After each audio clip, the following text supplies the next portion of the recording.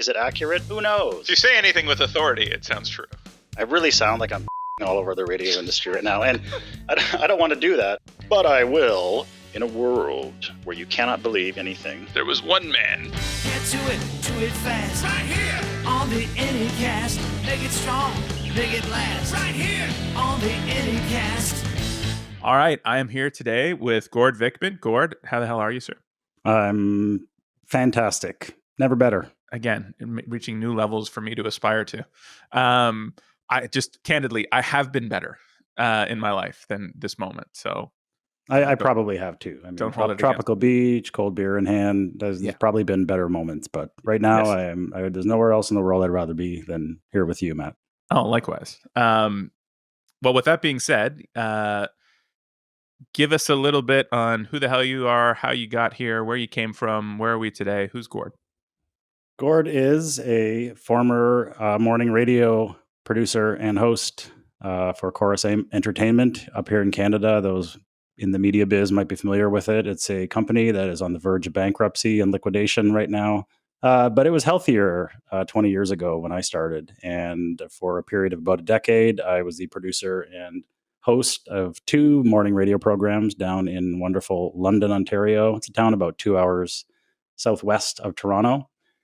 I looked at the industry and I asked myself, where am I going to be if I stick around here in about 15 years? What is this industry going to look like? And I didn't like what I saw. So I moved independently into the podcast space and taught myself everything I needed to know, and then parlayed that into a role with a strategic coach here in Toronto. Moved up the highway. I went to university here and then moved down to London for the role itself, and then found my way back to Toronto.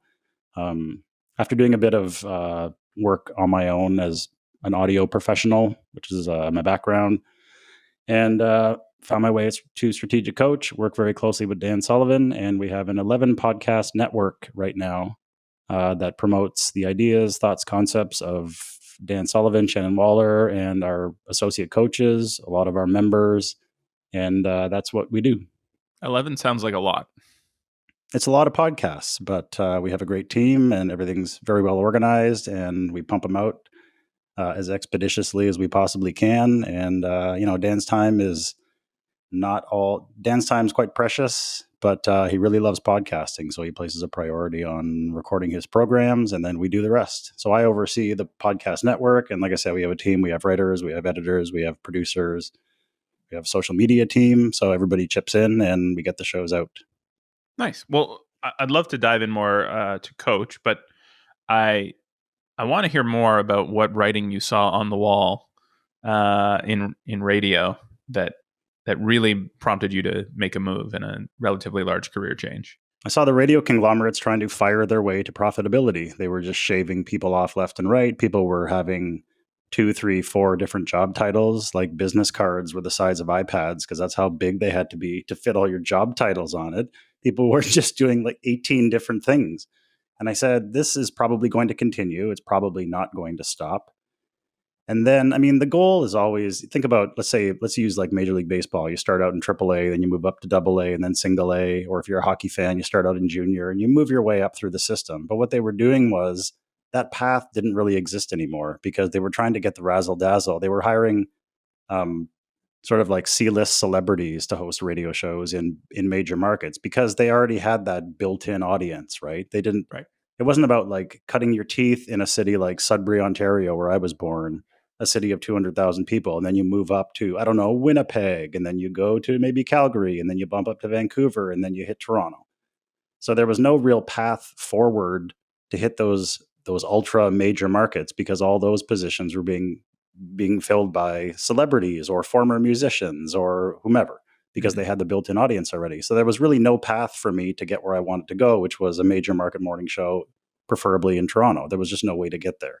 Right. So I kind of reached the zenith after a decade, and I realized there was really nowhere to go. The road led to nowhere. So it was that I kind of realized this is where I was going to be, and it was going to be exceptionally difficult to reach what I wanted to achieve. So the industry was not providing that opportunity, and there was nothing I could really do about it. It wasn't like I need to work harder or I better be funnier today.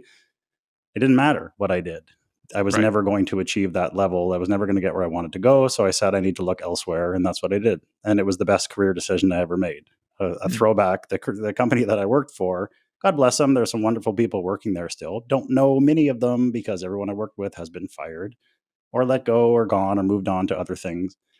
There are some good people left in radio, but you know, there are people who are doing these kinds of jobs now. And, like Toronto used to be where you'd look for inspiration. They would always encourage you to listen to Toronto DJs, listen to maybe not so much New York or Los Angeles because it's a different speed down there. There's different unspoken rules. Canada's a bit more polite. We don't have that shock jock like that. Like we don't have a homegrown Stern or any of those people that speak in that way or cover those topics on those kinds of shows. So they wanted you to like tone it down a bit and listen to Toronto. Yeah. But I'll be, wandering around the dollar store here to buy whatever, and I'll hear Toronto radio playing, and they're just making these like absolutely fundamental rookie mistakes, things that you'd expect to hear at a station in cottage country with an audience of 10,000 people. And we're in like a 10 million people market here, and they're making these fundamental mistakes. And I'm just walking through the aisles and I'm just cringing. And I'm like, okay, so what are young people in radio supposed to listen to now if the people that they were told to listen to 25 years ago don't know how to do their jobs and they're just not very good? So And what is that answer? They listen to nothing, basically. There's no coaching anymore. I really sound like I'm shitting all over the radio industry right now. And I don't want to do that, but I will. Yeah. I don't know. I feel a little sad. Maybe get like a teardrop tattoo for all the young people. I'm getting a little more bitter than sad because what I hear was that you were sold the promise of this thing. And that's what, at the time you started, that's what radio was. And there was, as you said, there was a path, there was a future, there was all these things. And somewhere along the way that there was a rug pull. And now what? A little bit. Yeah. But I mean, I was a willing buyer. I never felt tricked. I never felt like they, sort of deceived me. It was just they went in a different direction. They wanted ears. They wanted people with a built-in audience. So they started hiring celebrities and former musicians. So there was no path for straight up people who were just kind of good on the radio. And there was nowhere for any of those individuals to go, I suppose. Like I said, I don't regret leaving. Yeah, like I do. I love my time on the radio. I love entertaining people or attempting to entertain people. I like trying to be funny. I like doing weird things and playing with sound. And I produced a lot of, audio features and whatnot that were comedy that went over really well over the years. Made a lot of people laugh. Got a lot of great feedback. So it was good. So I do sort of miss that, but it's like missing something that doesn't exist anymore. It's like almost like mourning the loss of a relative or like a dog that you love to pieces who crossed the rainbow bridge. Pets don't live forever. I miss what radio used to be. Exactly. Empires fall and they crumble. And that's what we're kind of looking at right now. But, in hindsight, knowing that was a blessing because it forced me to pivot into something that was more sustainable. And I just happened to pivot into something that exploded and became prominent and, prominent, lucrative, popular, and growing. And that happens to be podcasting, which is what we're doing right now. So it all worked out. Well, so you talk about it like you happened into it in the midst of this, let's call it radio meltdown. Mm-hmm. Was in your mind, being still inside radio at the time, was it external threats? Was it bad leadership? Like what was happening to radio causing all of the changes? Because obviously it was very bottom line driven. Oh, absolutely, it was. If I want to sell a washer and dryer right now, do I buy Google ads, TikTok, Instagram, or do I put an ad on the radio? You do not put an ad on the radio because the prime buying demographic of washer and dryer is men and women between the ages of 27. Is a 27-year-old buying a dryer? I don't know, maybe 27 to 45. And after that, you just like have the same dryer for the rest of your natural life like my parents do.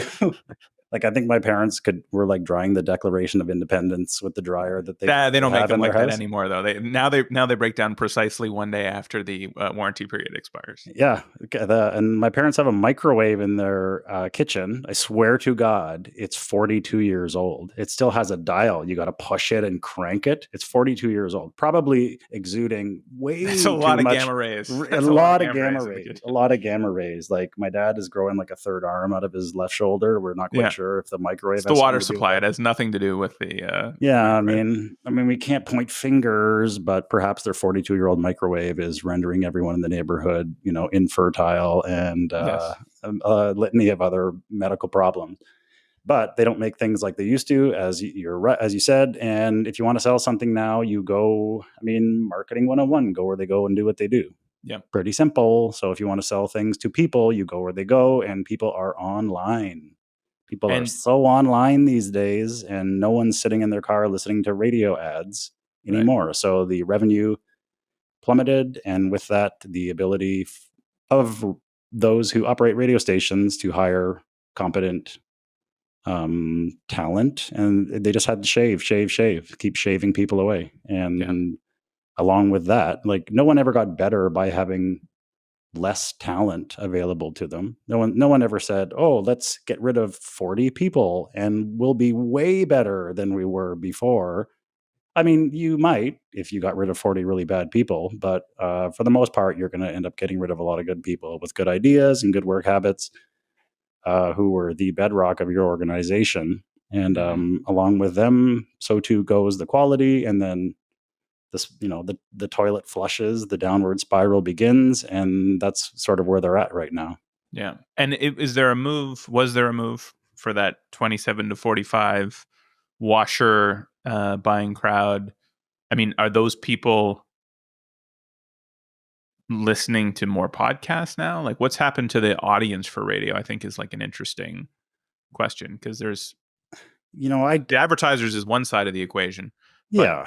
If the people went somewhere other than to Google to consume entertainment content, for sure.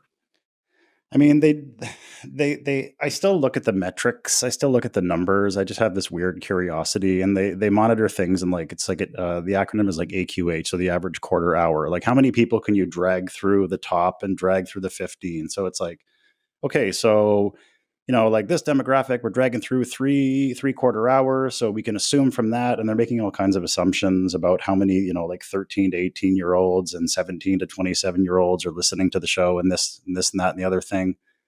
So they have, they have the numbers ostensibly to back up that young people, I guess, are listening to radio. But when you picture what that would look like, you have like this let's take the avatar of like a 26-year-old woman. She just got married. She bought a house. She needs to fill it with things. So she's listening to the radio on her drive to her job, but then the commercials come because the song just stopped. And then she's just like slamming on the buttons to find a new song, any song. And then she goes back and they're bouncing around. So if they have the math to suggest that people are listening, and they're putting it out there, they're like, see, people are listening. We have here's the numbers. Do you see it? Well, the proof is in the pudding. If the people were actually listening and if they were purchasing the products, then that ecosystem of radio advertising would still be as healthy today as it was in 2004. So if you may have the math to suggest that young people are still listening, but they're probably not buying the things, because if the ROI for the radio advertisers was still good, they would still be purchasing ads. Sure. Ergo, they would be buying more ads and encouraging their friends who have businesses to buy ads. And then the whole thing would be flourishing again. And then now we're back to 1987, where it's like, if you wanted to sell a washer and dryer, yeah, you better put an ad on the radio because people are going to hear it. But it's just not like that anymore. I've had this theory for a while, about 26 years now, that there is a disconnect between the way people market online versus the way people, let's say, used to market for purposes of this conversation. But I think there's something seductive that happens with So like on one hand, we're talking about the instant gratification, TikTok generation consuming content. Mm-hmm. There's this other weird demo, which is this instant gratification marketers, which is like if somebody didn't buy the thing immediately after they saw my ad, bad things have happened. Mm-hmm. And it's like the internet trained marketers that like the way you sell a product is immediately after seeing the ad, people buy it. Mm-hmm. This person was searching for a washer right now and they didn't buy it this afternoon. Therefore, that ad failed. Mm-hmm. And I wonder if that hurts radio. Because like in my mind, I told this story a gazillion times now, but like I remember in '99, my first startup was like an online advertising play. We were either M&A masquerading as advertising or vice versa. But ultimately, we bought websites. We'd roll up the advertising and sell the ads at a premium for a network than individual websites could sell for. And I, for the life of me, couldn't understand at the time in 1999 prices why McDonald's between the hours of 11 and 1 to everybody 18 to 49, everywhere I went on the internet should just be a nice steaming image of a Big Mac. Mm-hmm. I can't click it. I can't get a coupon code. But there's no way for me to interact with it.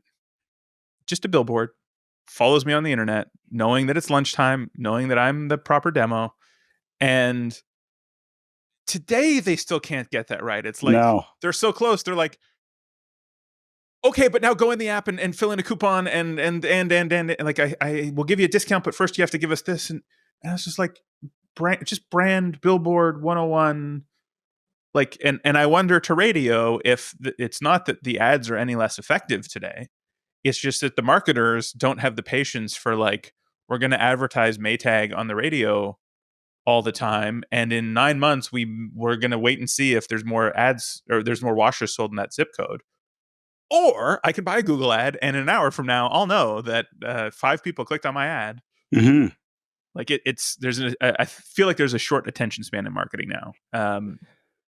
Yeah. And I mean, with radio ads, there's always heavy CTAs. It's like, mention this ad when Call you this go phone in. number. Yeah. Call this number. Or when you go in, mention this ad for 10% off. Or, the urgency. It's like, this deal ends Thursday. So Right. I guess they can make clumsy assumptions that everyone who races into the store to buy a jet ski before Thursday and says, I need to get it right now because the promotion ends. I heard it on the radio. I guess you can sort of make like clumsy associations But most that people aren't actively in the market. That's the Google thing, right? It's like Google, 100% of your people searching for jet ski prices Ontario way. Mm-hmm. are actively looking for jet ski prices in Ontario. There you go. But the person who's been considering buying a jet ski for the past 5 years that now doesn't hear your ad about Bob's jet skis Mm-hmm. for the last 5 years is not going to go to Bob's jet skis when now the 6-year mark it's time to buy a jet ski. They're going to be like whoever paid the most on the Google CPA, click okay jet ski. So it's like that just traditional branding. Like, I have nothing to sell you. Now, granted, if you're the 0.03% of radio listeners at this moment on this drive time, they're looking to buy a jet ski, then yes, use promo code 1641 and you get your jet ski. But for everybody else, it's an opportunity for the 99.9% that aren't buying a jet ski right now.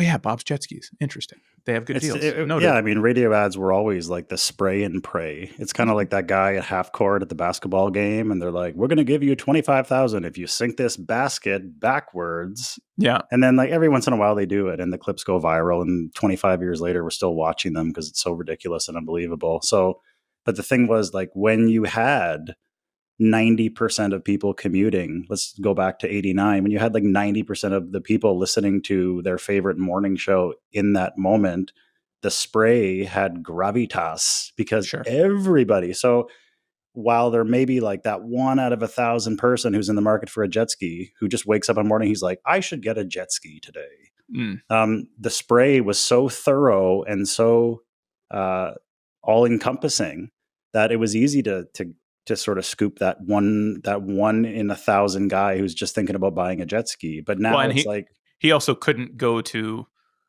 Ask Jeeves or Yahoo search or let alone Google and be like, oh, actually tell me about all the places. Your only source of jet ski knowledge was Yellow Pages, radio ads. Sure. And now you have Perplexity, where you can go on and you can ask it, what are the top 5 rated jet skis available right now? Tell me about the throttle. This one got a clutch problem. You can just ask it anything. So we're in a whole new realm, and this is a huge can of worms, but which is, like the answer, you have search engines. Now we have answer engines, which so are not talk necessarily... about Perplexity, because I've heard you talk about Perplexity before. Perplexity is an AI godsend.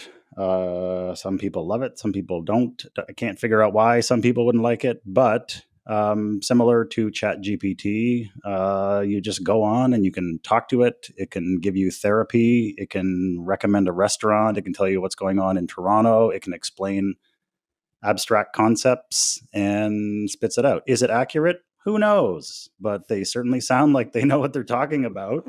I mean, it could just be... If you say anything with authority, it sounds true. Yeah, like you can go anywhere you want if you look like you belong there. Buy a clipboard. You can walk into the Super Bowl anytime you want. Yeah. There's people who do that. So maybe that's what Perplexity... And you need a clipboard alone isn't going to do it. You need a headset. Yeah, and you need a lanyard too. Just get any kind of lanyard, put anything on it, and you can walk into the Super Bowl. There's 2 guys who did that for years, and then they decided to out themselves because they wanted to publish the story. And can I give you any more details? No. But go to Perplexity and ask it. Yeah. There's 2 guys who snuck into the Super Bowl carrying clipboards for years and years. And another guy came out, he said, this has nothing to do with anything, but he just said, walk up to any arena and just have a ladder. Just go and get a ladder and you can walk into... No, he did it. He said, carry a ladder, put like a safety vest on. You can walk into any arena you want, anytime you want, if you have a ladder. And then just put the ladder somewhere and put your vest on it. Go watch the Tool concert and then come back and get your ladder. And then you go home. Yeah. The only thing you really need is a car that has a ladder that fits in it. And then you can pretty much go to any concert or any sporting event you want. What does that have to do with Perplexity? Nothing. Who knows? But go to Perplexity and get the full details. It says it like it's carrying around a ladder at a sporting event. And therefore it must be right. Perplexity. There you go. It can tell you all about that story. Does it need my favorite ChatGPT prompt, which is, and I quote, "Are you sure?" Yeah, you can do that. I find that Perplexity is a little bit nicer than ChatGPT. Like when you point out inaccuracies, it's very apologetic. Perplexity will say, "Oh, I'm so sorry. I've ruined your day because I just told you that the answer was 2 when it was 2.12.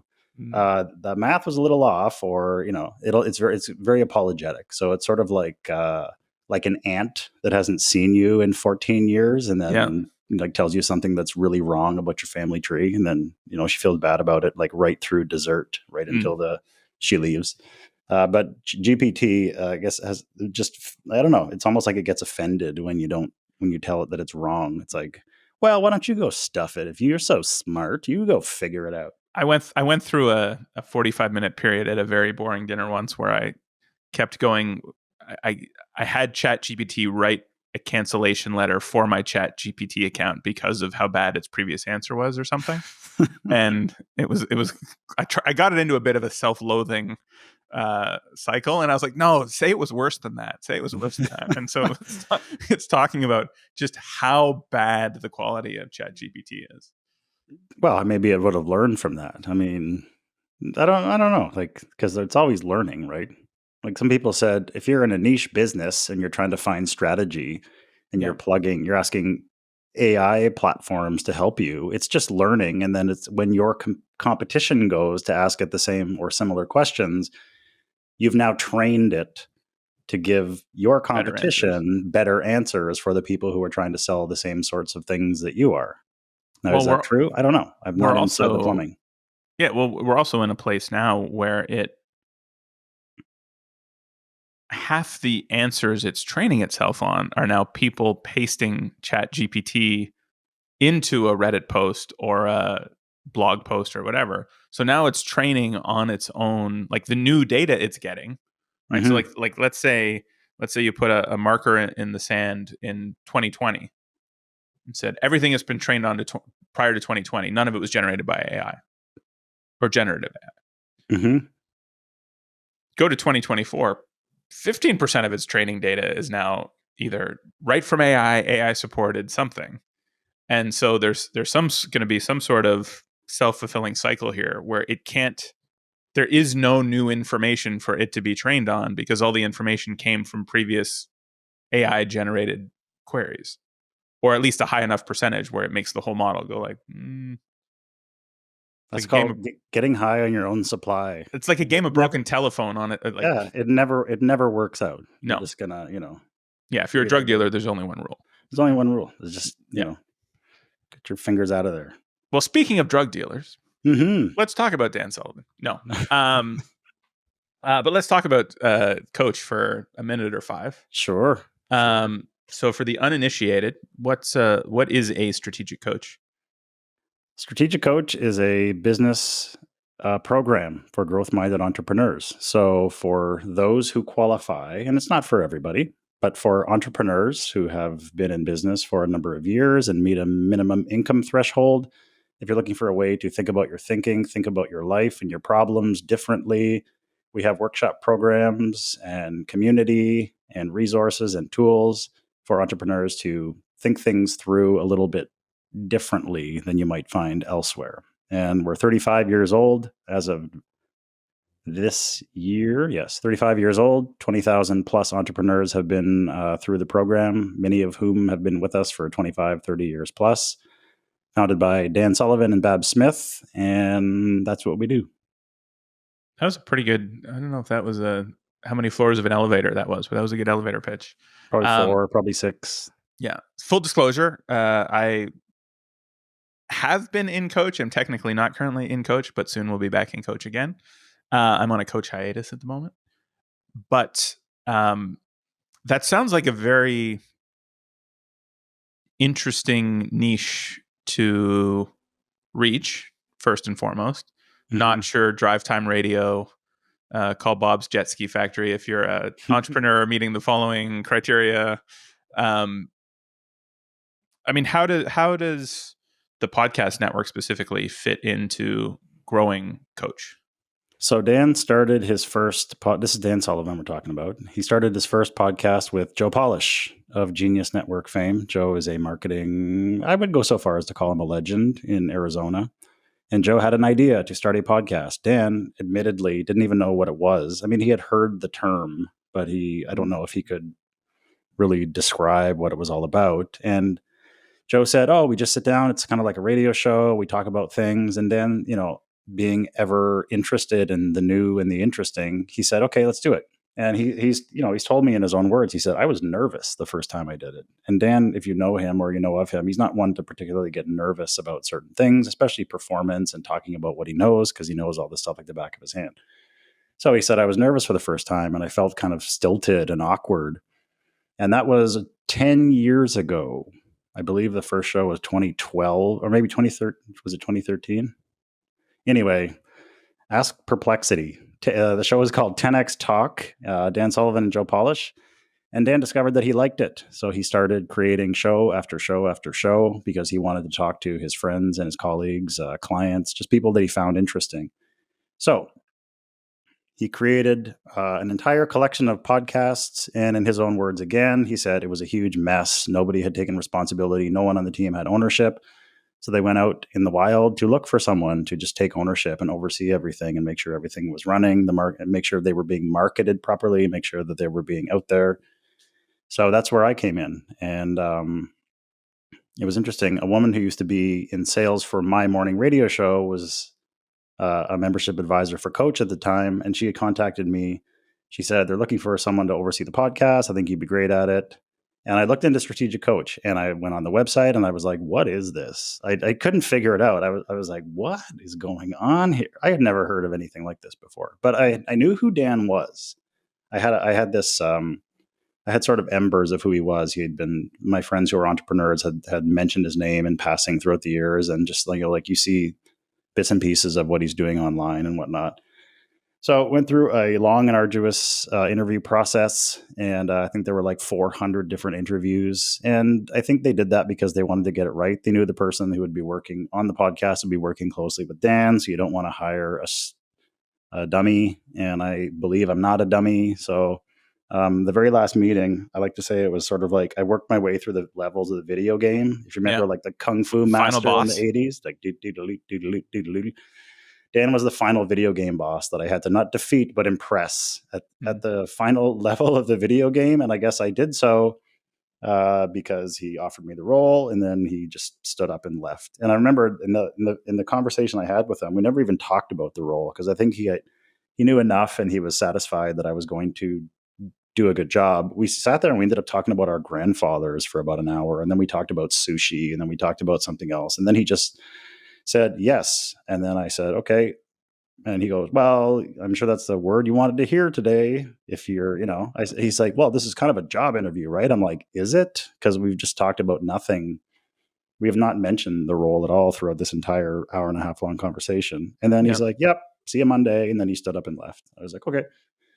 So I got in and I got down to business, and we structured everything. We relieved some people of things that they didn't really need to be involved in. It's like, okay, you go back and do what you're doing right here. You don't need to do this anymore. You can do this and you can do this. So we just kind of restructured the team, made sure everybody knew exactly, had, clarity on what they were supposed to be doing. And now it's just kind of well oiled. Yeah, there are tech snafus and there are people snafus that come up from time to time, but we get those resolved. And that's how we publish 11 shows with a team of like 5. And by the way, no one is like specifically dedicated to the podcast. Like the writers are writing other things like books and blogs and whatnot. The developers are doing other things like different sites and apps or whatever. And then I'm basically the only one who's like strictly dedicated to the podcast themselves. And then everyone else who's on the team has that role and responsibility, but they also do other things. So we just keep it all together and keep the ship on the water. And that's how we do it. But you asked why. I think you asked why. Maybe I just imagine you did. Yeah. So we are in the RAM business. We are the relationship acquisition model. We don't sell ads on our shows, and that's by design because Dan wants them, very crisp, very clean. And it would sound sort of strange when he's describing a tool or one of his concepts or some, a mindset or a different way of thinking. And then all of a sudden you have like a food box or a mattress company drop in there. It would just sound so weird. So he decided early on, he said, we're never going to sell ads on these. And yes, we have CTAs and we have we'll do a pre-roll, but it's always for our own stuff. If Dan has a new book out or we have like a webinar coming up, we'll do a pre-roll for that to let people know. At the end, we'll, do the regular rigmarole. Like if you like it, tell someone about it, just that kind of stuff. But we never sell ads on it. All we want is relationships. As Dan says, just marinate the world in the thoughts, concepts, processes, ideas of Strategic Coach, because for those who qualify, they are going to, we hope, continue being marinated in that. And then when the day comes, should the day come that they decide they would like some coaching for their entrepreneurial journey, who would they be most likely to reach out to? The people who have assisted them for free, throughout the early days of the process. And if you don't qualify for Strategic Coach, you don't meet, the time or the income threshold, well, continue consuming the content. And should that day come where you decide that you do, then we're going to be the ones. Coach will be the place you call. Right. So he just soak people in value. Soak Big Macs. people Pictures of Big Macs. Pictures of Big Macs. Just go where they go and do what they do, and just build those relationships. And the interesting thing is, like, we have relationships that we've built that are completely one-sided. Like, there's an entrepreneur somewhere in the world right now who is just on the cusp of being able to qualify for coach.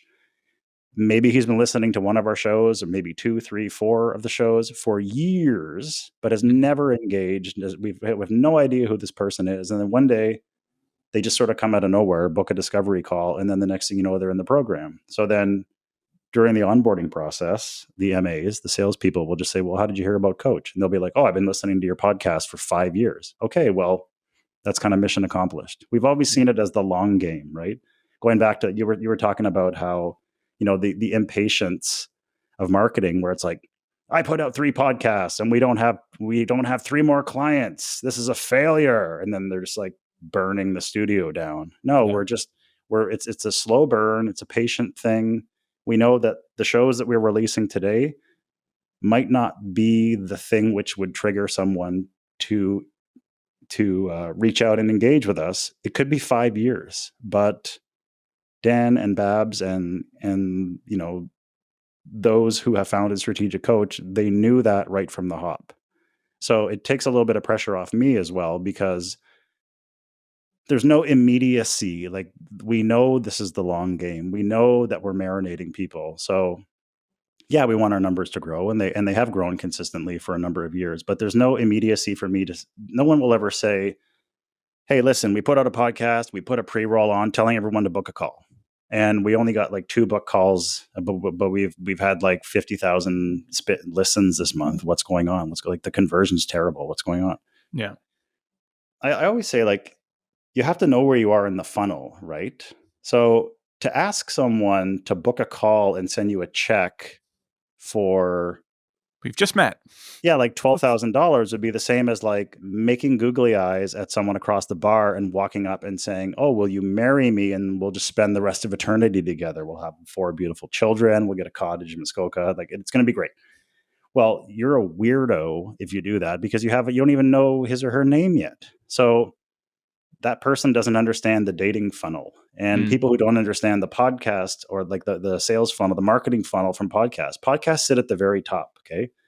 They're like the froth. Like, picture yourself pouring a nice cold Coca-Cola, and then you pour a little too much and it all spills out. That foam on the top, the fizz, that's where podcasts sit, because they're available to everybody.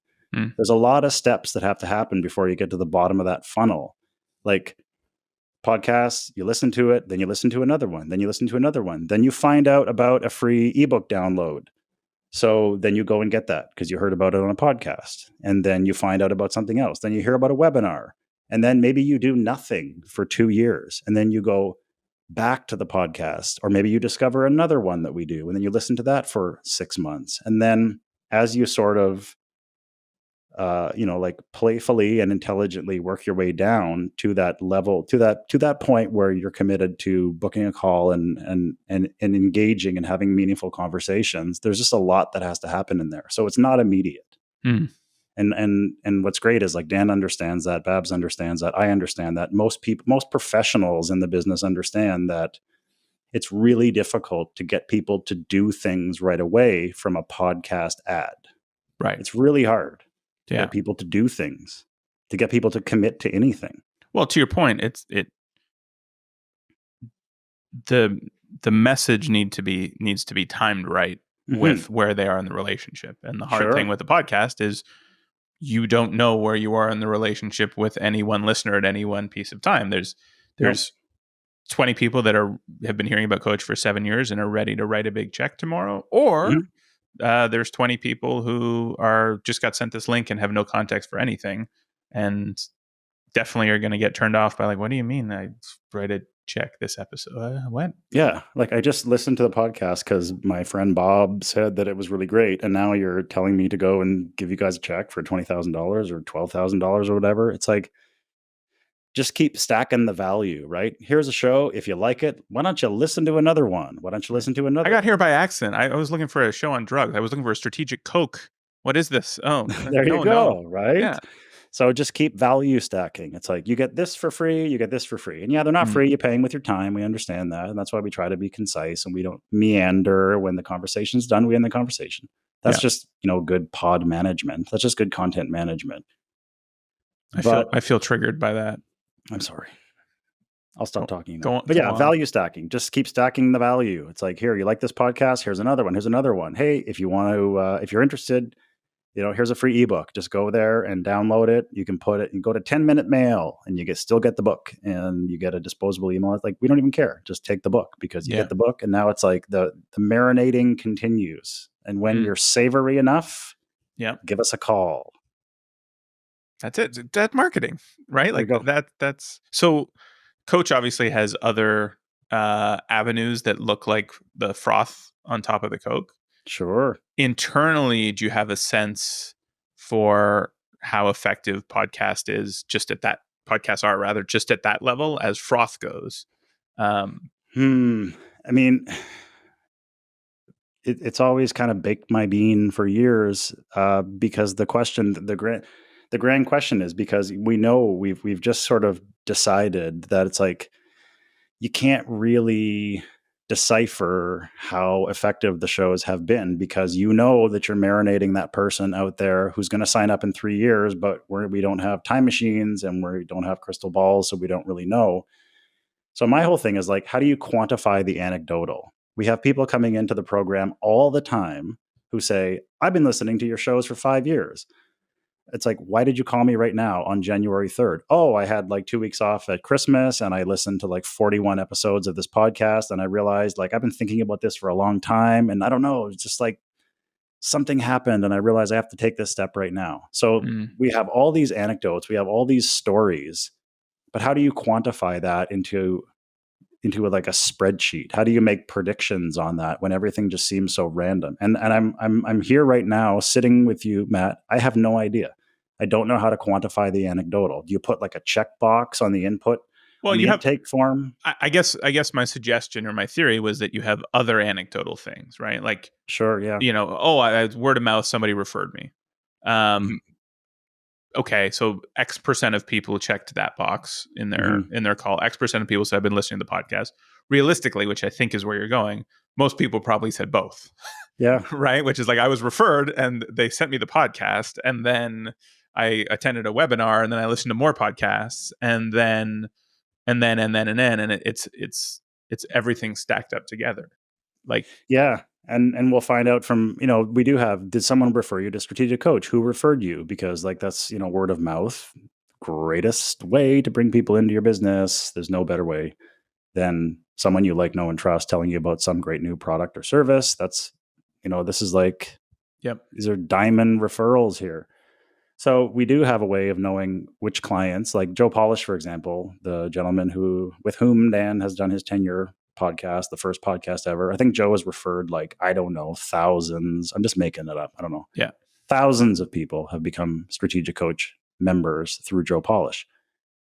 So people will say, yeah, Joe Polish referred me because I've been to Genius Network for a number of years, or I met Joe at blah, blah, blah event.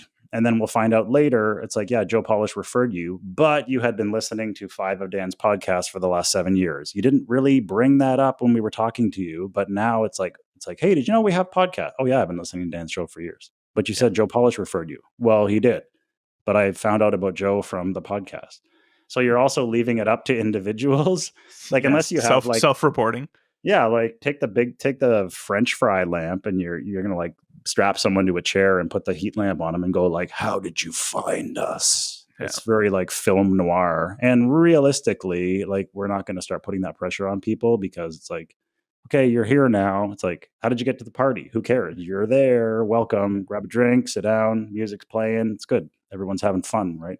Sure, you got in here by carrying a ladder and wearing a vest, but now that you're here, exactly. Why is that ladder and that safety vest over there? Where are all these clipboards coming from? Like, can you everybody just get your clipboard? You're all welcome.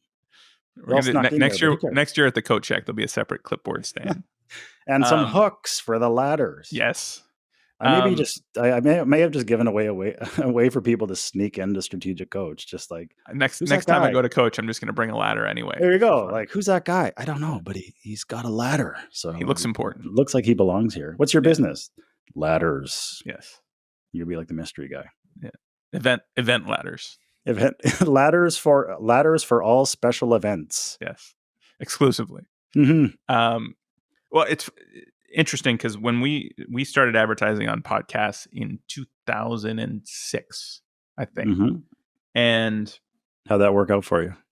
Well, we're still here, so that's something. That one was actually easier to kind of quantify because we weren't doing any other advertising yet. That was like right when we were sort of first starting. And so it became like anybody who came to us came through some sort of word of mouth. Mm-hmm. But we were startups. We didn't have customers yet, really. So that eliminated that as an avenue. So it was basically like if you came to us, it was probably from a podcast ad, at least for the first 6 to 12 months before there could be word of mouth and other things. But even now, like if we look at our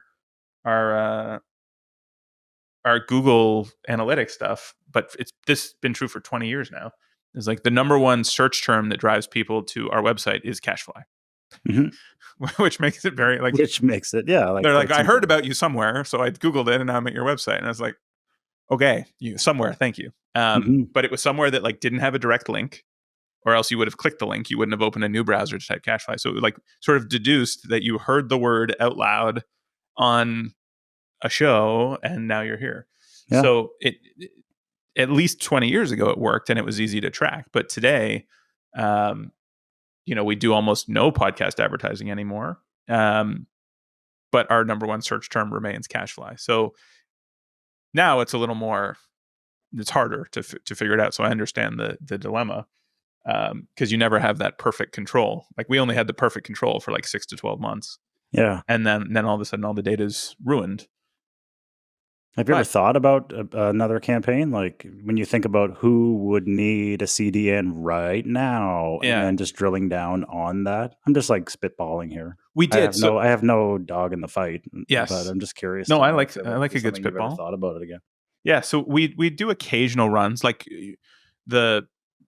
what's changed. So if I go back in time, it was a lot easier to do podcast ads back then because we would just trade for services. Mm-hmm. And hosting a podcast was rather expensive back then.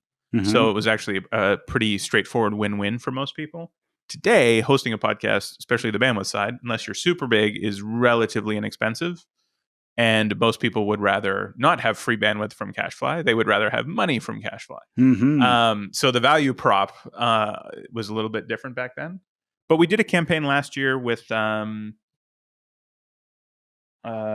Week in Startups with Jason. And because the kind of target demo that we lost along the way was startups, we sort of went up market and stopped doing self-sign. We started, the cloud, everybody's going to sign up with the cloud to do pay-as-you-go when they're just starting up anyway, so let's not target them. Whereas when we started, we were that cloud. There were no clouds. If you wanted pay-as-you-go, there was no pay-as-you-go. We were just the cheapest entry point. Mm-hmm. So we got a lot of people early, and then N% of them would grow, explode, not die, whatever you think of the startup cycle. Startup cycle is, yeah. Whereas today, it's like, well, we're giving everybody who's going to grow, not die, whatever, to the clouds. And now to get them in that they're blowing up cycle, they outgrow the cloud, but now we've got to extract them and forklift them out. And, technologically, it's relatively straightforward, but emotionally, it's a sales cycle. Sure. Right. So you're getting somebody to move is a lot harder than getting somebody to stay. And so last year we started to target a startup promo with the same way the clouds do it, free credits if you're a startup, in order to, when you blow up, now we're trying to get you to stay, not having to get you to move from somebody else. And it was not ineffective, might be my politically correct answer. Mm-hmm. So we would do more in the future, I think, as well. But it would be tied to like a specific campaign like that. Mm-hmm. I think like the original 2005 ones were just like the radio, like this episode Indignation brought to you by CacheFly. That was the whole ad. Mm-hmm. didn't tell you what a CDN was, didn't tell you anything. But sure enough, a lot of people started Googling CacheFly. But you said something interesting in there that we talk about a lot, which is all those people buying CDN right now. And CDN's an odd service because most people you're only shopping when you have a problem, mm-hmm. for the most part. And most people are on, call it a 2-year cycle for contracts, which isn't really true, but that tends the way people approach it. Mm-hmm. Is people who are shopping, they really only shop the second year a 12-month contract renews. So like you break that down and it's like, well, technically then at any given time, only 4% of your total buyer pool is actually shopping at any given time-ish. And that sounds a little bit like at any given time, how many people are actively looking for new coaching and joining a program? Like it's not dissimilar in that it could be years before, even if somebody's aware and is like, I would like to use you, but I'm not in the switch a CDN time, mm-hmm. in my life cycle. It's super niche. There's definite similarities. And so, the answer is we need to go back to doing more of the marinating, right? Less, mm-hmm. of like you asked if the campaign was effective, and I immediately did like we're counting the number of people who immediately heard it, hit sign up, got the startup code, and are part of that program now. So I'm negotiating against myself on is that really marketing, or is marketing the people who heard that ad and are going to come to us in 5 years? Well, I mean, that's that individual who's like, here are the ad, go to the site, buy the thing, be happy, stay there forever, give them lots of money, and never complain about anything or call tech support ever. That's like unicorn. That person doesn't exist. It's an ideal customer. Ideal customer, yeah. Like very few problems that can't be solved with an AI chatbot, and they have deep pockets, and they want you, and they love you forever and ever, and they tell everyone about you. But that person doesn't exist. There's choice, there's options out there, and to be fair, we only find a lot of customers. We only have 2 interactions with them. Like we have them signing up and we have them leaving. Mm-hmm. And in the meantime, they kind of treat it. It's like a double-edged sword. So on one hand, like the best compliment to the service is people never complain. Mm-hmm. On the other hand, the only time we interact with people is when they complain. True. So ultimately, the life cycle looks like they sign up, we ignore them a really long time, and then they go somewhere else to somebody who isn't ignoring them. But then when you talk to customers and we're like, hey, we want to keep this relationship going, can we have it? They're like, well, I don't want to talk to my CDN every quarter. What's wrong with you people?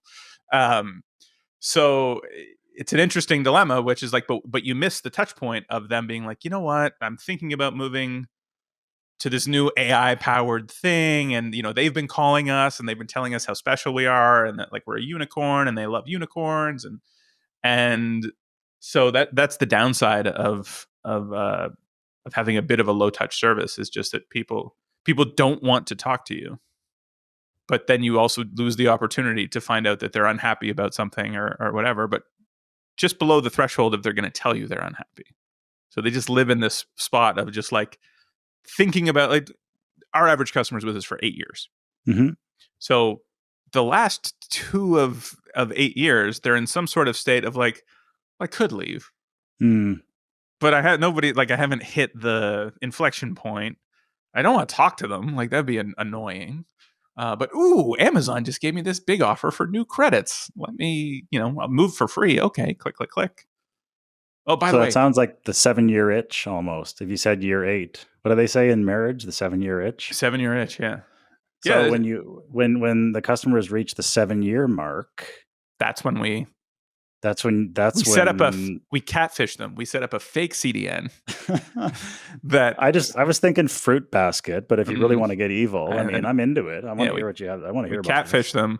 We create a fake CDN that contacts them and tries to get them to sign up to the new CDN. Mm-hmm. But it's you all along. Worst case, they do, and it's still us. Uh-huh. Yes. That's like the Canadian thing was when Best Buy bought Future Shop. And they didn't tell anybody. So everybody's like, I hate Best Buy. I'm going to shop at Future Shop. Ha ha ha.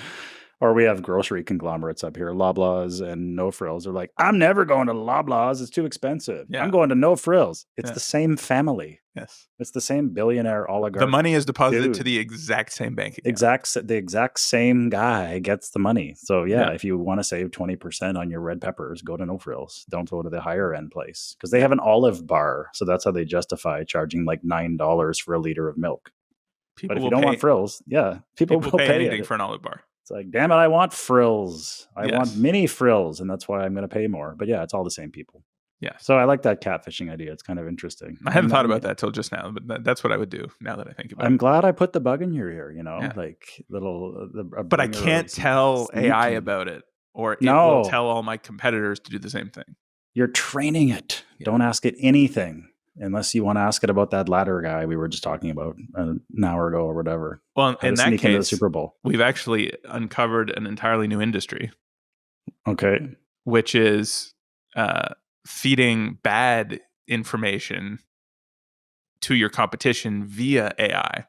I like it. Yes. So like a bit of a disinformation game targeted at what questions you think your competitors will ask. Perplexity. I like where you're going with this. Yeah. Now, to what level do you believe the algorithm would sniff that out and go, wait a minute?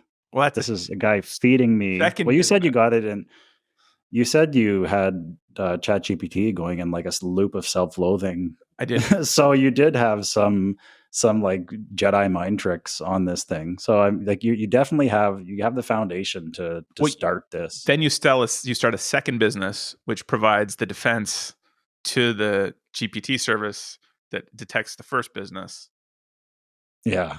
Okay, I'm into it. Yeah, it's doable. I like this. I can see I like it where now. we're going with this. You can use it for the powers of good or evil, or just like a healthy mixture of everything in between. Yeah, which is 7-year itch. Yeah. that's how things go. So as a back to the podcast. Yes. So explicitly no ads, no direct monetization. Nope.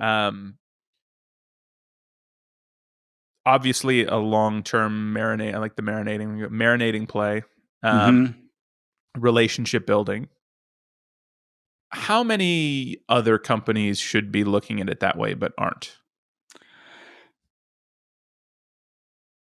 Dan has this concept of cache confidence, and we were talking about collaboration, and you're looking at two entrepreneurs who just want to build something together because the other entrepreneur has capabilities that they don't have. It's when you start getting lawyers involved and contracts involved, as opposed to just like you spit in your hand and I'll spit in mine and we shake on it.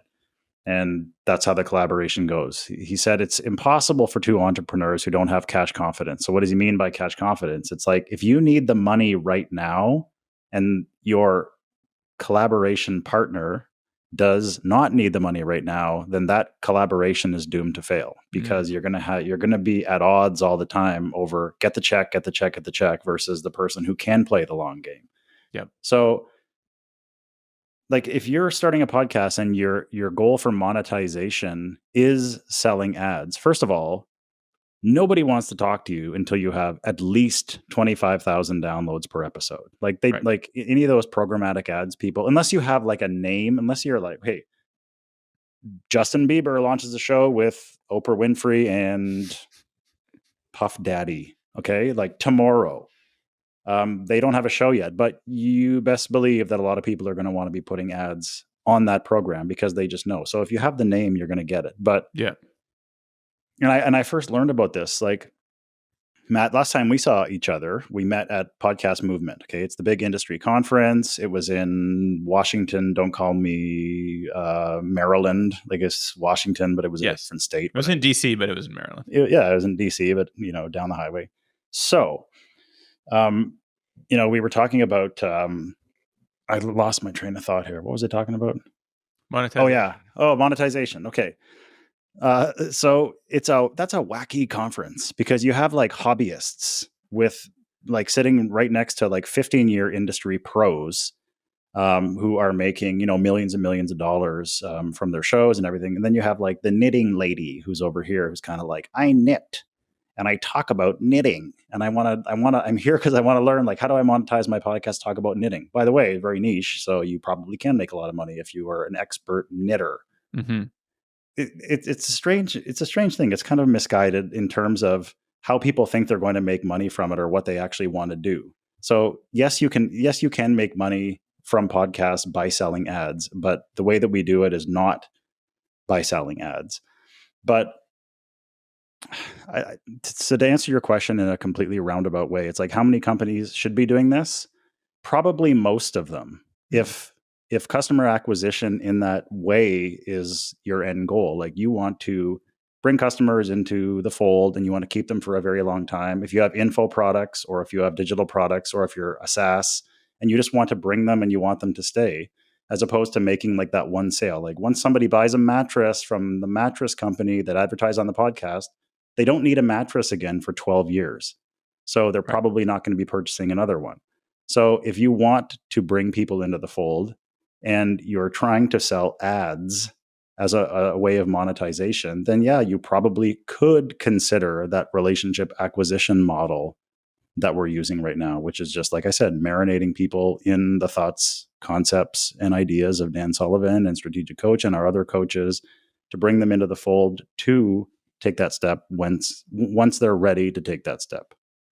Now, I mean, one of the things that probably makes it easier to be patient, if you will, but also just makes the math work better for Coach is probably the average lifetime value of a a coach client is a pretty big ticket, I would think. Yeah. So, you know, And then that you cash, don't that need that cash many confidence. conversions to pay for No. a podcast.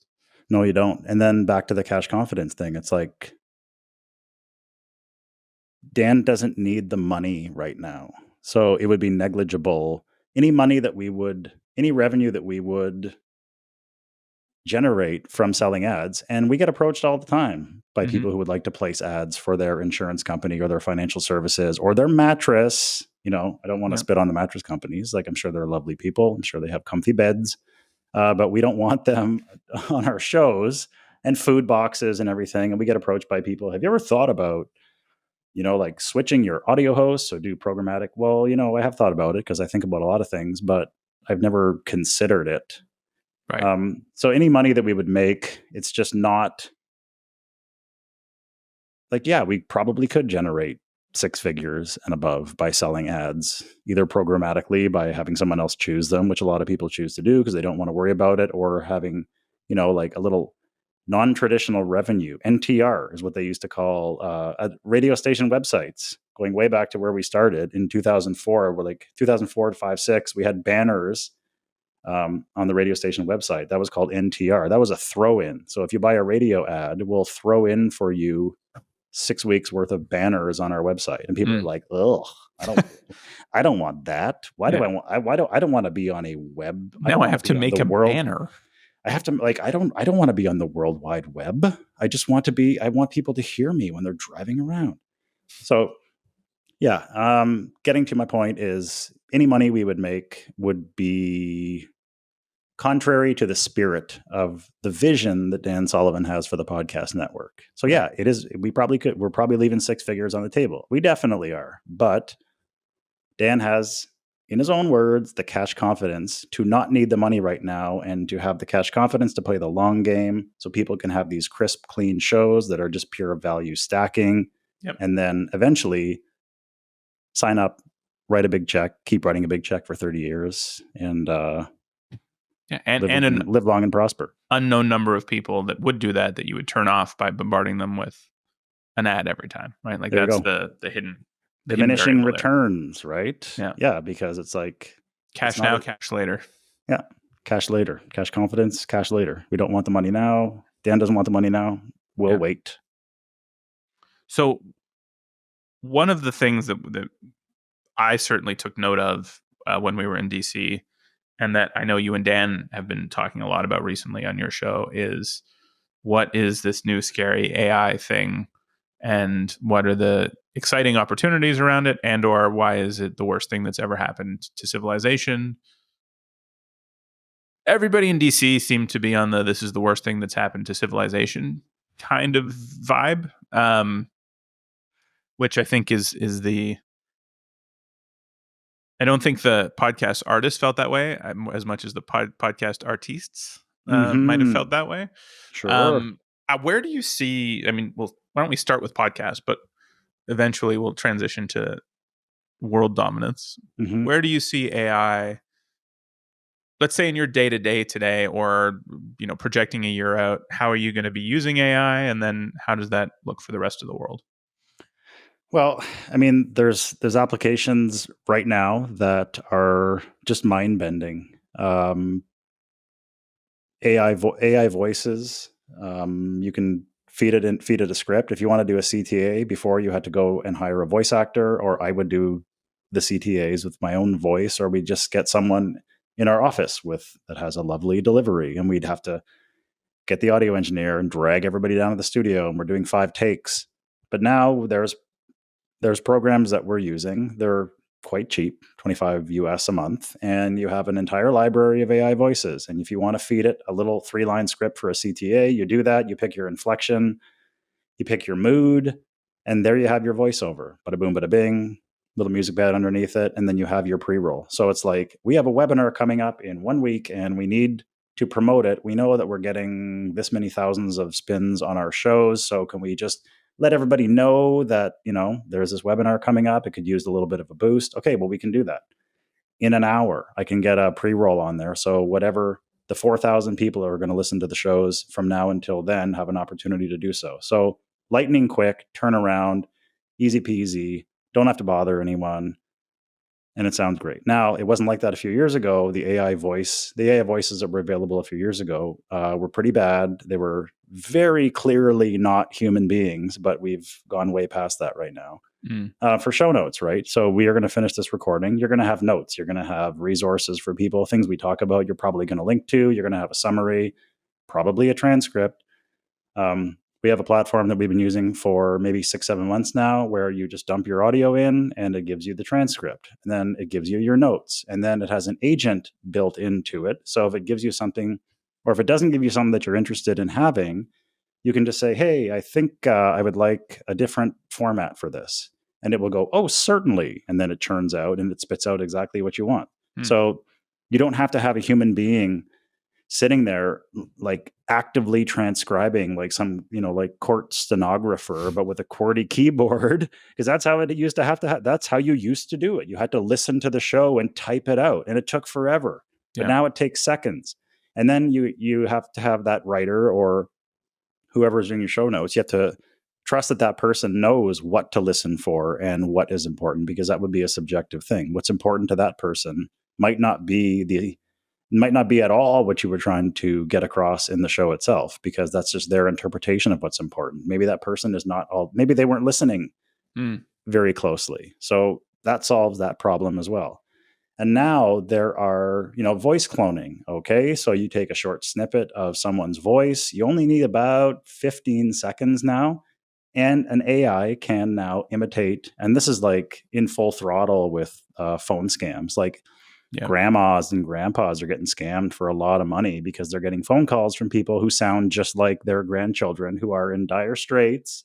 I'm in jail. I'm trapped in Africa. I need you to Western Union trapped in Africa. Grandma, I am in a Bangkok cell right now, and these people are looking at me, and I'm scared. And if you don't send 10 grand via Western Union to this place right now, I'm in deep, deep trouble. So grandma gets into her Oldsmobile, races down, because after all, it was Billy.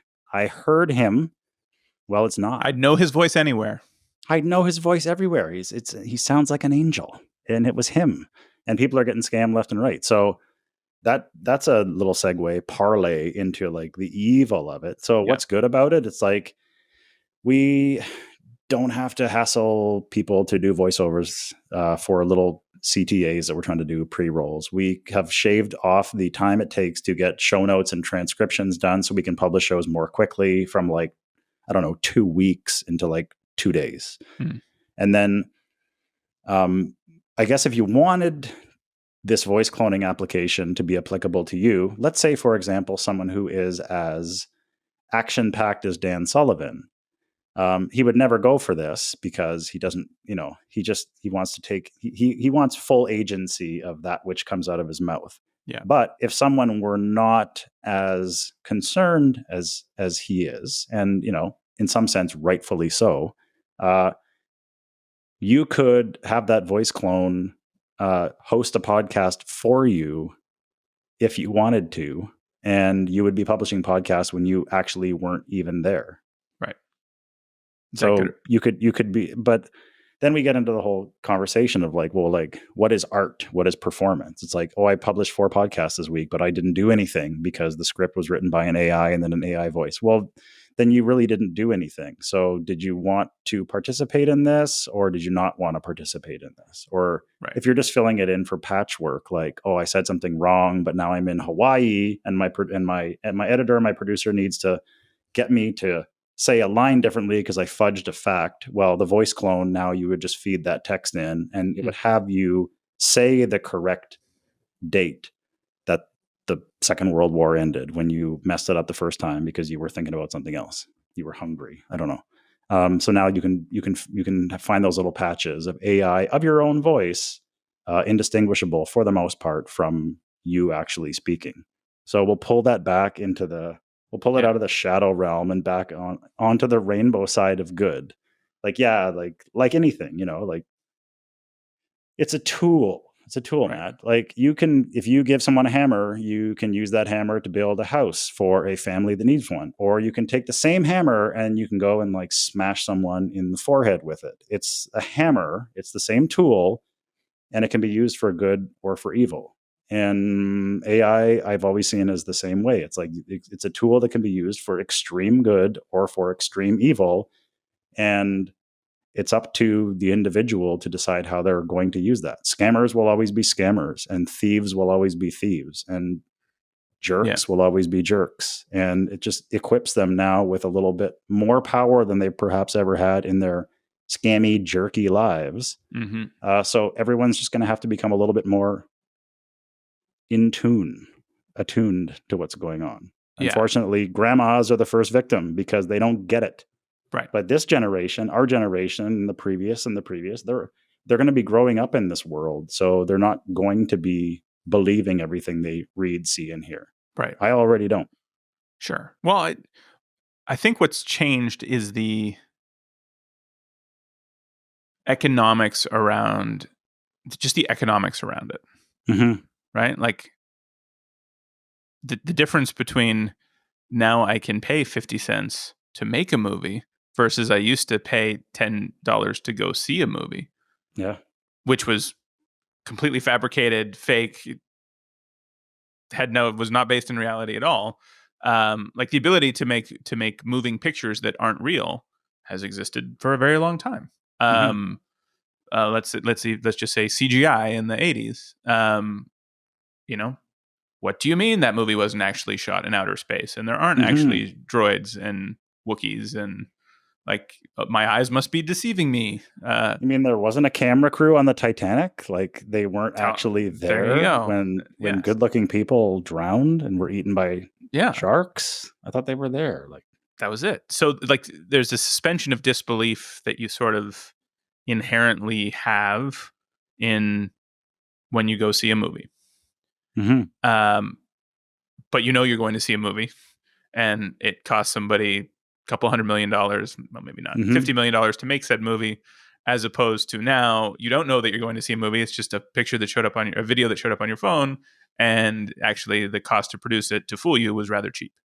Yeah. And the fooling can be personalized in a way that on the movie budgets it was not personalized. Well, you just said suspension of disbelief. What AI is going to usher in is it's not going to be a suspension of disbelief. It'll be a permanence of disbelief. The suspension can never be suspended anymore. It's going to be a permanence of disbelief because you're going to have to adopt that. Whether you want to or not, you're going to have to adopt that attitude and those instincts. A permanence of disbelief because that which you see on video, in a photograph, or on an audio recording, we've reached this point in the year 2024, and it's only going to get more sophisticated, and they're only getting better with each passing month. You're not going to have the luxury anymore of assuming that everything you read, see, and hear is legitimate, even if it looks perfect. So you and I, Matt, we both have young children. So my son he'll be 17 months very soon. And yours as well. You just turned 2. Sorry, a little bit older, but our kids are going to grow up in a world, if we do it properly as parents, and I mean, I have one, you got 2. I got 2. So if we're doing it properly, these are kind of lessons that were not necessary to be taught at any other juncture than the one that we're in right now. For my daughter, so Charlie's 8, like it should be 8 in January.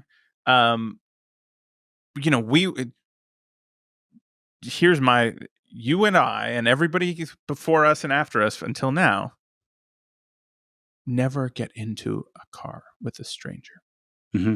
Today, here's an app so you can call a stranger to come get in their car. Yeah. And that's how we get around. Like my daughter, we've been getting in strangers' cars since my daughter was 6 months old, as a way of travel. So it's like sure that like the world is a very different place as well. Never get into a stranger's car unless they have a decal on the front windshield. Unless they fist Some of them bump. illuminate. Some of the Uber and Lyft guys have like a lit one. Yeah. And I thought, Or like, like are the those LED guys? scroller.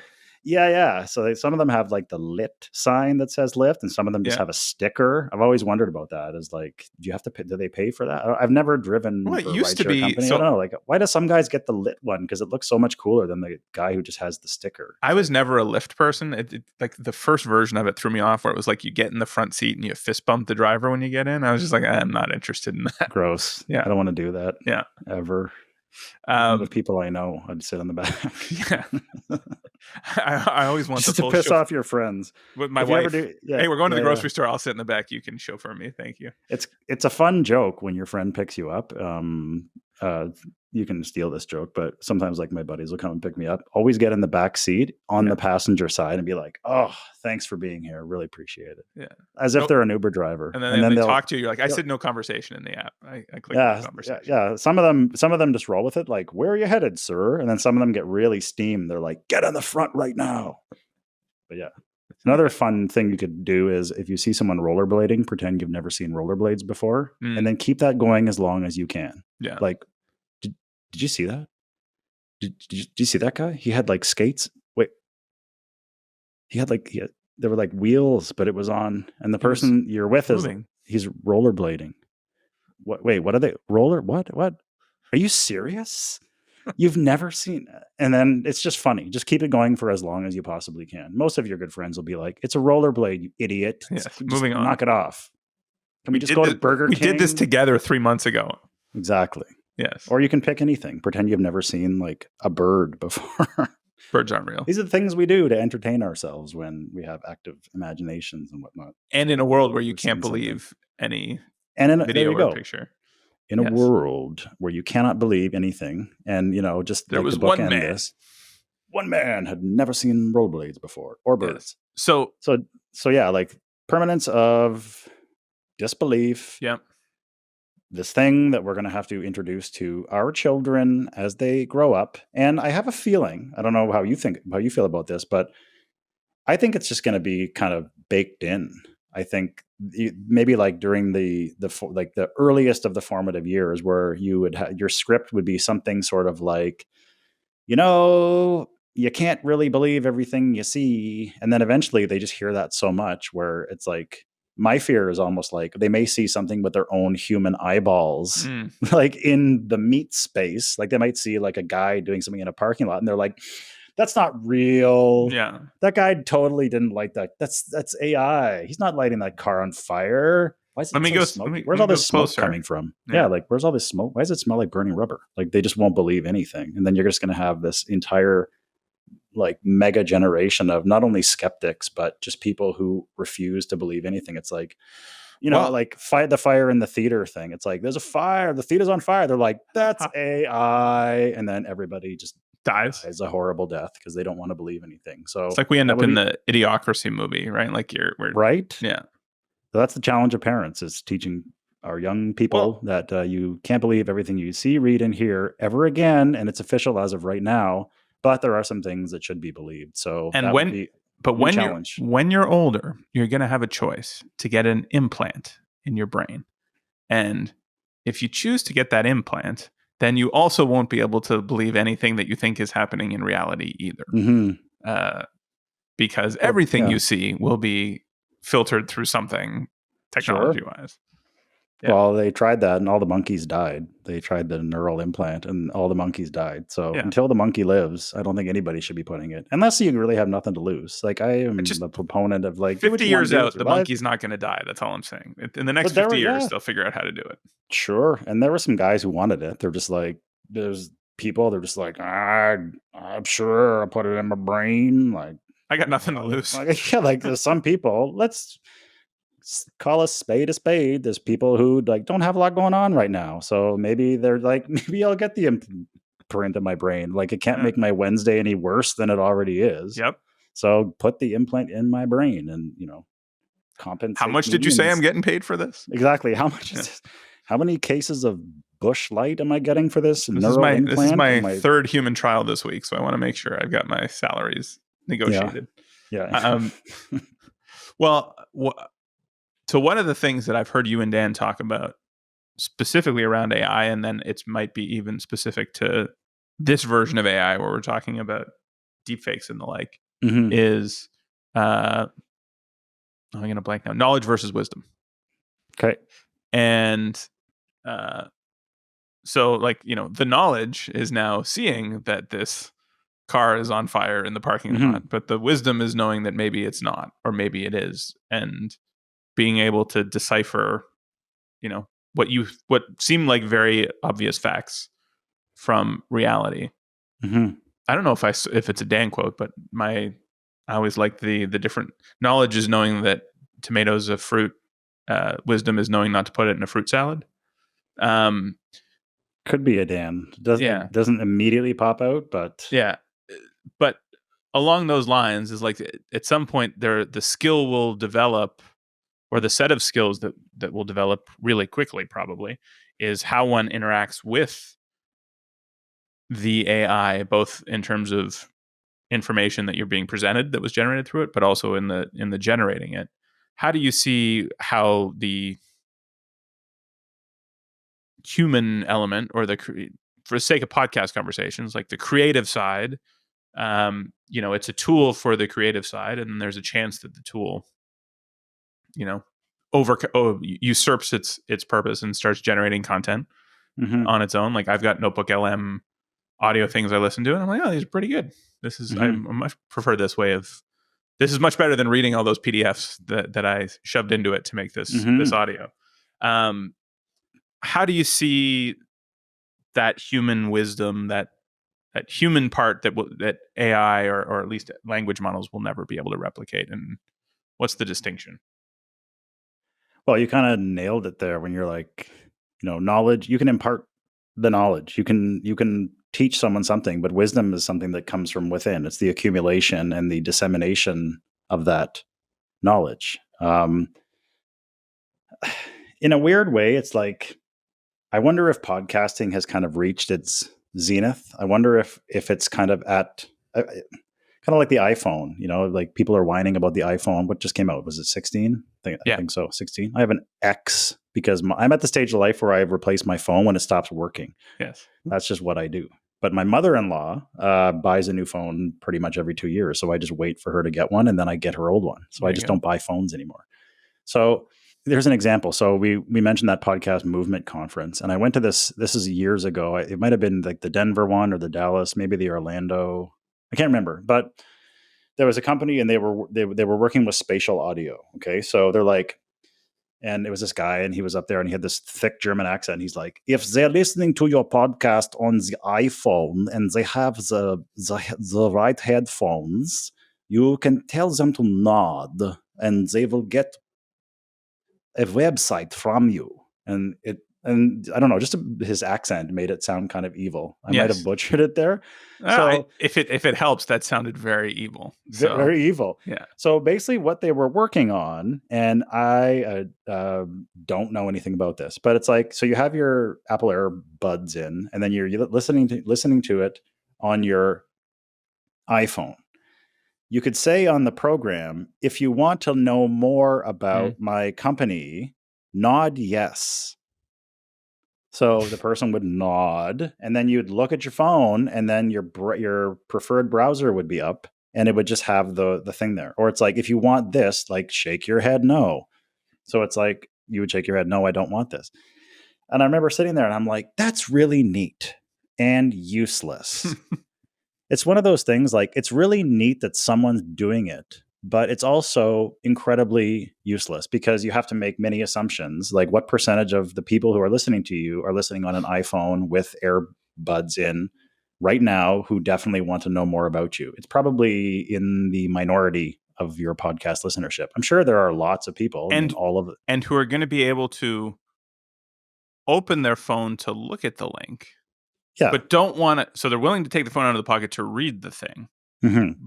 But they don't want to pull it out of their pocket and click the link in the show notes to read the thing. No, because you can just click more once you're interested. Once you're done, and you just click more, and there it is, and there you go. So I thought that's interesting. But there's a lot of people that are building interesting things. Interesting does not mean useful. That's an interesting thing that you can shake your head or nod your head, and you can get more information about whoever's talking to you. It's interesting, but doesn't necessarily mean it's useful. So it's like, and at the time people were like, this is the future of podcasting. Everyone's going to be doing things. Yes, everyone's going to be, yeah. Like, it's like, if you want more information about my German products, like fart now. And it's like, well, okay. So where you asked, like, what is the future, or like, where are we going with this? It's like, that's where some people think it's going, but you're just like trying to shoehorn more innovations, like more cyborg behavior into something that works fairly well right now. Right. Like my iPhone 10 works really well, and it's really old. I can send text messages. I can check the internet. I can call an Uber and get in a car with a stranger. I can get grocery lists from my wife when I left the house without the list that's sitting on the table right now. Like, all the things that I need my telephone to do can do. And until it stops being able to do that, probably because the battery would just craps out, then I won't buy a new one. So that's why people are not racing out to buy the iPhone, because they're not making these quantum leaps between one model to another each time. Like, you can safely buy every fifth or sixth phone, and you're not going to be missing out on that much. You're not going to really notice a difference from the previous model. So where does podcasting go from here? Maybe it's like, well, if they could just find a way to make the audio sound good. Well, most of these platforms that we're on have lossless audio. So we're not recording in, like, bit rate reduced 96 kbp I remember, MP3s. I don't know if it was the Joe Polish show, but I remember it was like 10 years ago, Dan being like, there's this great thing to record podcasts. It's just like, you just call a phone number, like you call a phone bridge and it records it. Oh, and boy. It was like the worst audio quality I'd ever heard, with whatever. Well, I mean, at the time it was an innovation, right? It was way easier to record a podcast by picking up your phone and calling somebody than setting up a studio. Yeah, sure.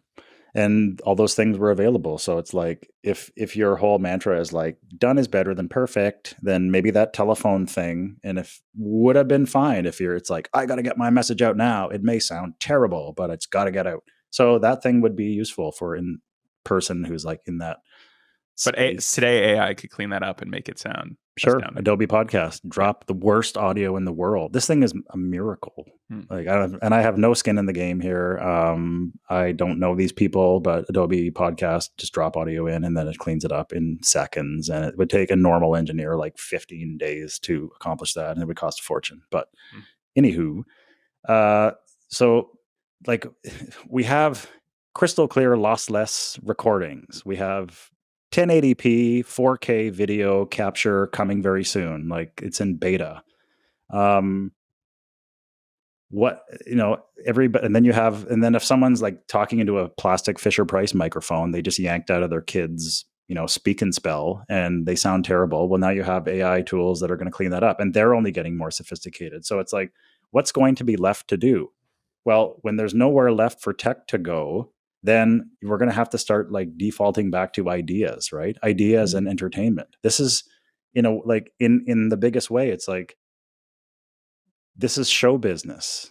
If you're not being entertaining, because when you think about it, like, we're not competing against the other 50 tech business podcasts that are available right now, 1,500 or whatever.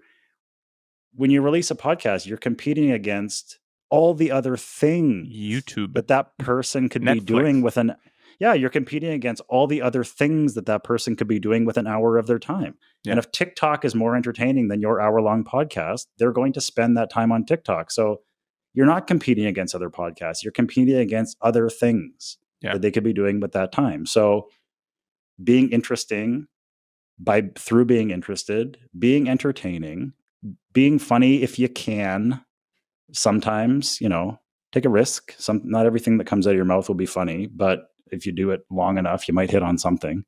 It's going to come down to the people, right? Because as far as I know right now, I don't think AI is all that funny.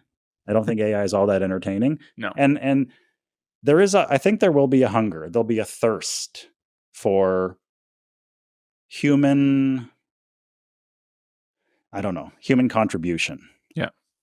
I think we're going to reach a point where there's going to be some kind of identifier, and this is like a very abstract thought in my mind, but I see it almost like as like a watermark on things, where it'll be like a thumbprint, and it'll be at the bottom, it'll say like HM, like human made, where you can almost classify and designate, like, I'm a person and I made this logo, or I'm a person and I made this. Yeah. Almost like Made in the USA. almost like yeah, like packages like made in the USA, or like no, like non-GMO or organic.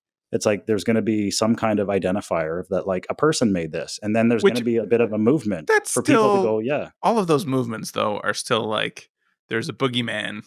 Like made in Yeah. the USA really just means this didn't come from China. Exactly. Yeah.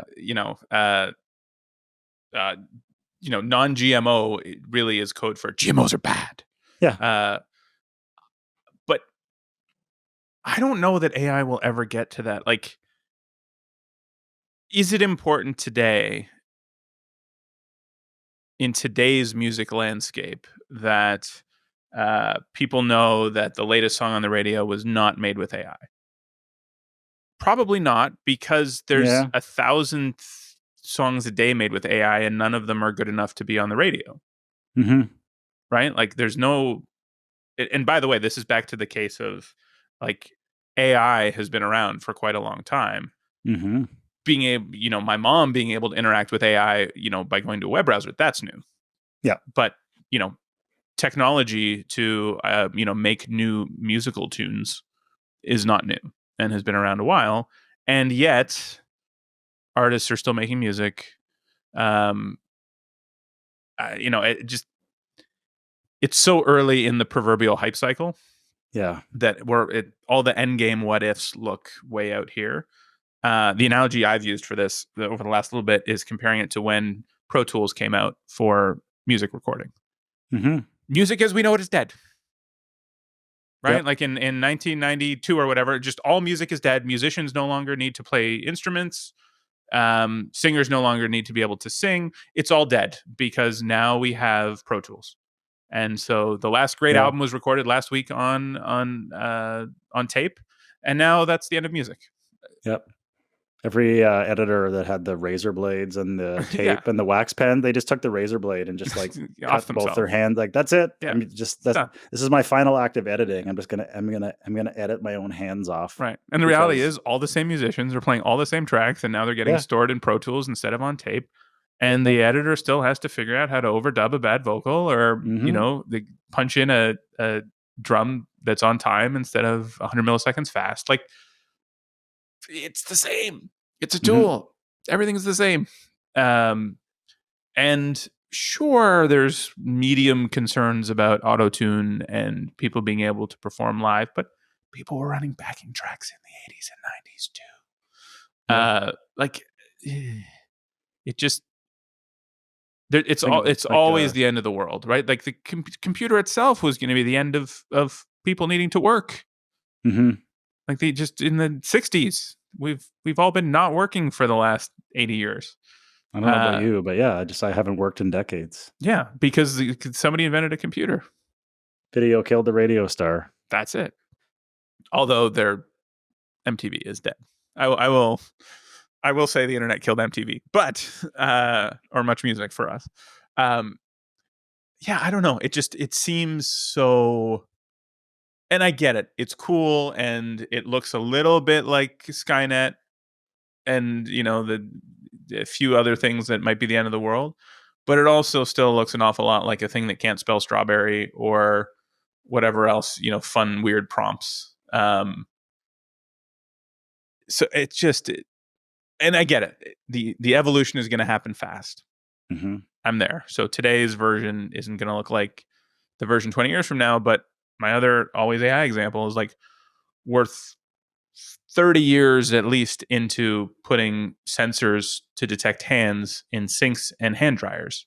Mm-hmm. And for the life of me, half the time, I can't get a hand detection thing to detect my hand. And that's after 30 years of evolution on making a better sensor in a sink. I still can't get water to come out of the sink half the time when I put my hands in it. Matt, the human answer to that is just wipe them in your pants. Well, yeah, I also haven't washed my hands in a public thigh. bathroom in 30 years either. But There you go. or just stop washing your hands. Yeah, if I wanted to, wash my hands. But that's humanity will find a way. Yes, nature finds a way. AI will find a way. But it just seems like maybe AI will look back on this video for me 10 years from now and print me a summary of all the things of how wrong I was. But I just don't see these crazy end states where AI produces all the content, and because it could have happened in 30 different subgenres already, and it hasn't. Like the only variable is the cost and the proliferation. Yeah. And maybe the economics of it do change it. Maybe the fact that anybody can do anything means people try more stuff and more stuff sticks. Yeah, more tinkering. But we were talking about show notes. Like Dragon Dictate existed in 1992 on my OS2 Warp computer. Like we've been able to translate speech to text for like a long time. Granted, it's a lot better now. Sure. But that's not new. We could have done that. To your point, you already could have done the opposite. You could have done text to speech, but it sounded wasn't as good. There's something just weird about it. Yeah. Like uncanny valley. It's like something about the inflections. There's something about the tone. Sure. That made it just sound really strange. But it's getting more sophisticated. But, I don't know what's going to happen. And it's fun to make wild, baseless predictions. It's just fun because, whether you're right or wrong. With no consequences that nobody will ever no call consequence. Like, who cares? Yeah. Because I'll just use a voice clone to go back and edit the right answer into both of everything we can say anything we want right now. Yes. And then we just use the voice cloning tool in 7 months. Yeah. You can be a genius on everything. You can be a predictor of everything. The S&P stock price on December 15th will be. There you go. Yeah. And I should have shut up there and then allowed a little bit of space for the editing process. But the winning lottery numbers for December the 3rd will be.